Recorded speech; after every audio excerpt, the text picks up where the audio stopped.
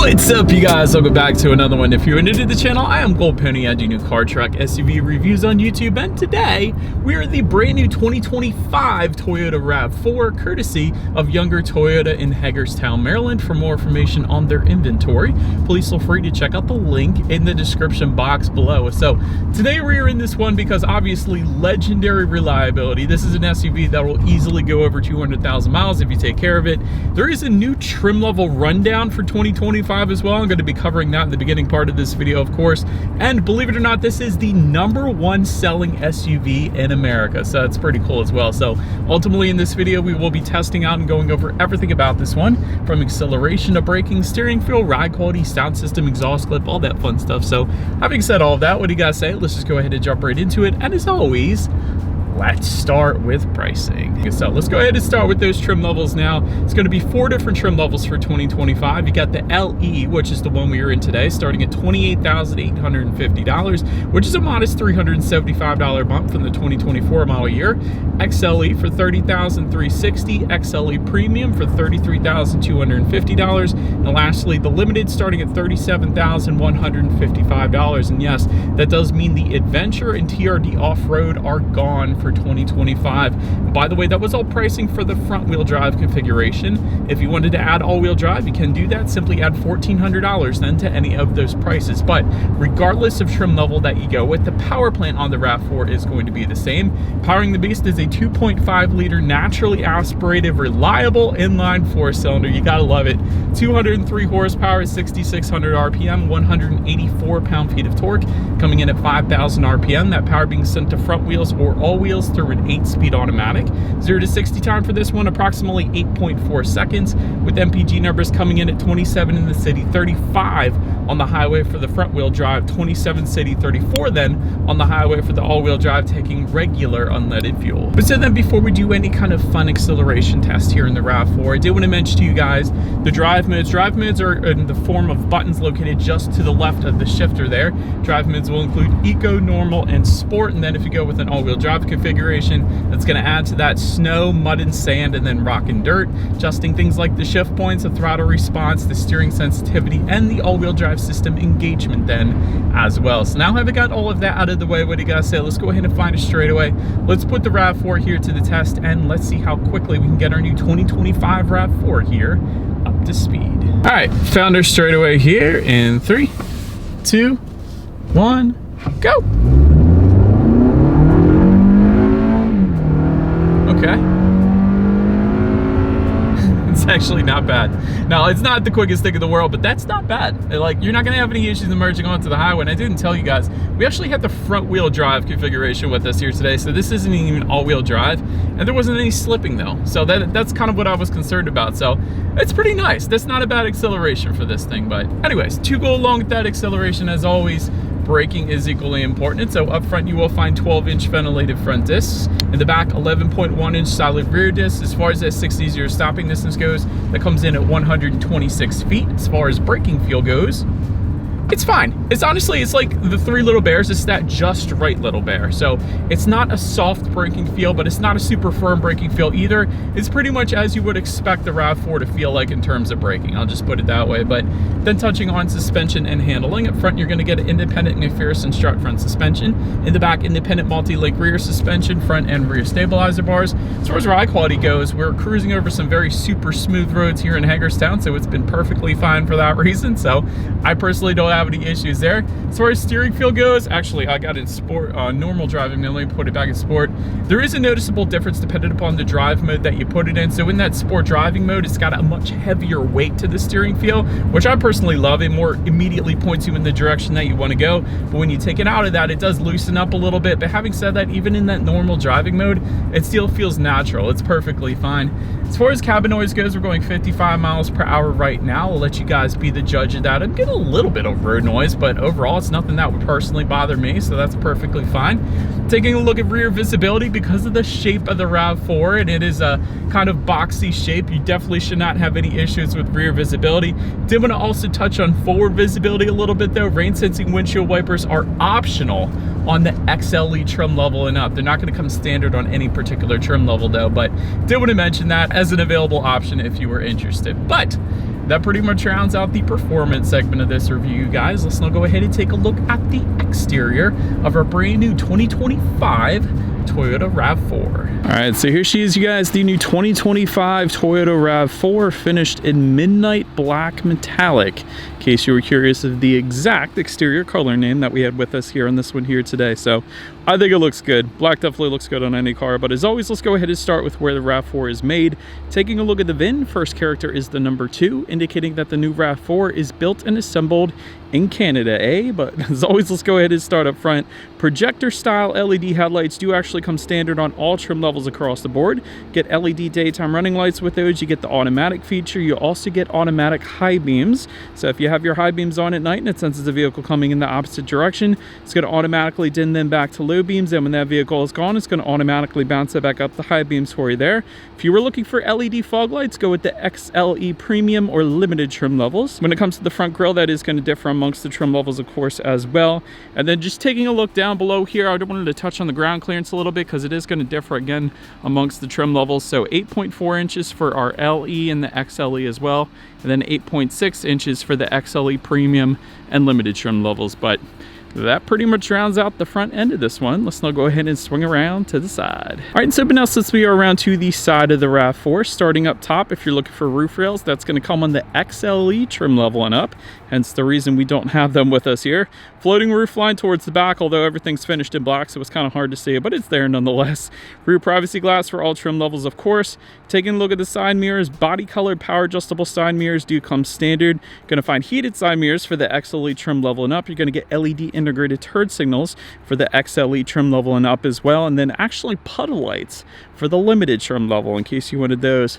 Then taking a look down at the wheel setup, of course the wheel setup is going to differ amongst the trims yet again. 17-inch steel wheels with covers like you're looking at for the LE, 17-inch gray metallic alloys for the XLE, and then 19-inch multi-spoke alloys for the XLE Premium and Limited trim levels. But that pretty much rounds out the side profile. Let's now go ahead and swing around to the back. All right, now since we are around to the back of this one, all the way to the top, body colored shark fin antenna. Just below that, rear spoiler with an integrated brake light. Just below that, rear window wiper, of course. LED taillights do come standard, and then just below it all, you will actually find dual exhaust outlets with chrome tips. Well done, Toyota, for exposing them and making them look good. So having said that, I do believe you guys know what we have to do next here. As always, here is that exhaust clip.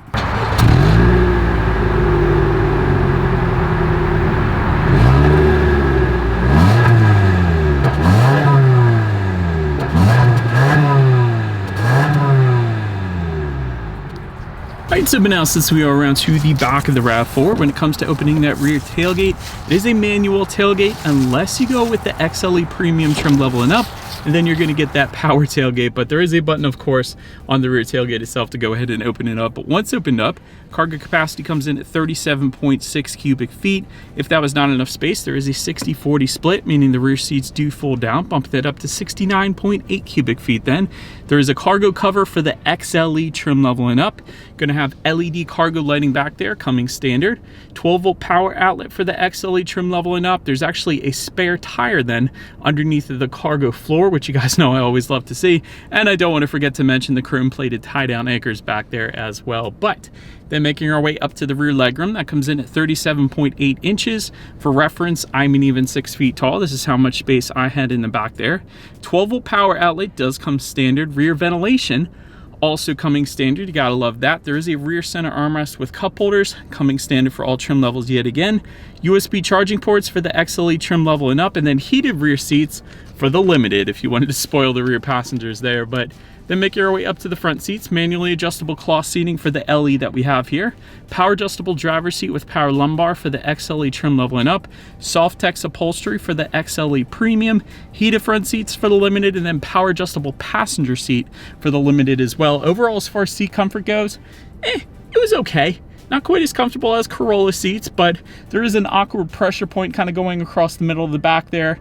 Vertical seams are always better, like I always say, but they were just okay. They weren't uncomfortable, but they're not the most comfortable out there either. But now let's go ahead and take a look at the steering wheel. It is tilt and telescoping. It's going to be wrapped in urethane for the LE and XLE trims. Leather wrap though for the XLE premium and limited trim levels, and then if you wanted a heated steering wheel, that is going to be optional on the XLE trim leveling up. But now let's go ahead and make our way to the startup. Let me start by showing you guys the key here. You got your Toyota logo on the one side. When you flip it over, lock and unlock, but it is all keyless entry with a push button start for the XLE trim leveling up, meaning we got a turnkey start with us here today. So old school, man. Let's go ahead and hit the brake and go ahead and just turn the keys. So once started up, as far as the gauge cluster goes, it's going to be a 7-inch digital screen in the middle for all trim levels, but the limited, that limited is going to give you a 12.3-inch digital gauge cluster. Gauges are, they're okay. You got the tachometer all the way to the left, fuel information to the right. To control what is on that digital screen, there are some steering wheel mounted controls found on the left side of the steering wheel there. The only cool thing I think about the gauges is when you change up the drive mode, it changes the color a little bit. So for that eco drive mode, you're going to change it to green. Normal is going to be white, and then sport is going to be red. So that's kind of cool. Wish there was a little more customization for the digital part of the gauges maybe, but overall, they get the job done, I suppose. But so now let's go ahead and make our way to overall interior quality. If you were looking for a power moonroof, go with the XLE Premium or Limited trims. Overhead sunglass holder, though, is going to come standard for all trim levels across the board. That's pretty cool. LED interior lighting, also all trim levels across the board. HomeLink controls is going to be optional. Dual zone climate control for the XLE trim level and up. And then a wireless phone charger is going to be optional as well. But just in front of the shifter, you will have a 12-volt power outlet, USB charging port, a little bit of storage there. Behind the shifter, you got your cup holders, of course, and within the center armrest, there's a decent amount of space in there. You got a couple USB charging ports within that center armrest as well, which is kind of nice.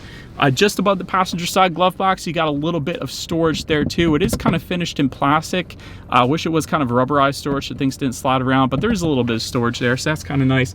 A lot of black plastic found at the doors, so it's kind of on the basic side of things, but it should get the job done. But now let's go ahead and make our way to the infotainment screen here. And so an 8-inch color touchscreen display is going to come on the LE, XLE, and XLE premium trims. 10.5-inch color touchscreen display for the limited. Bluetooth and audio streaming coming standard either way. Wireless Android Auto, Apple CarPlay coming standard. You could check out your driving statistics up there if you wanted to, along with your radio information. So when it comes to the sound systems, there are 2 of them. 6 speakers is going to come with all trim levels but the limited. That limited is going to give you an 11-speaker JBL sound system, which is optional, by the way, in all the other trim levels if you wanted it. But nonetheless, we do have the 6-speaker sound system with us here today. So let's go ahead and turn on the radio, see what we got playing today, and let's test out the clarity of this one.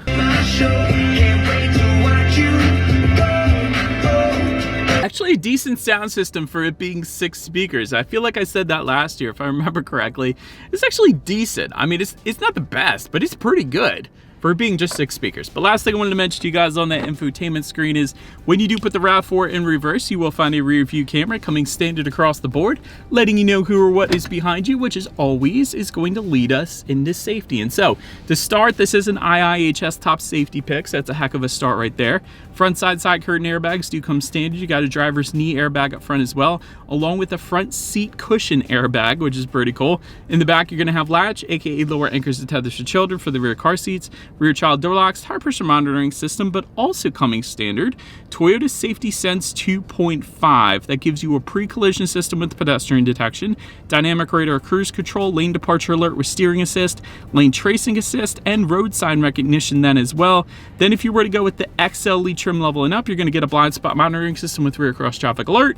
Then the limited is going to actually give you front and rear parking sensors as well. So overall, when it comes to my final thoughts here of the 2025 RAV4, this thing still is known for legendary reliability. This is a naturally aspirated 4-cylinder engine. It's not turbocharged, so it is still known for legendary reliability. It's gonna last forever. Pretty good safety as well. There's nothing wrong with that IIHS top safety pick. The name says it in itself right there. As far as room for improvement goes, it is kind of basic interior quality. A lot of black plastics, even this rubber kind of exterior here around the climate control dials. It's kind of basic, so there is that. But on the positive side of things, it does have LEDs all the way around. LED headlights, LED taillights, LED interior lighting. So there's still vehicles out there that give you halogen bulbs and stuff like that. So I am glad it at least has LEDs. And again, this thing's gonna last forever. But let me know what you guys think of the RAV4 in the comments section below.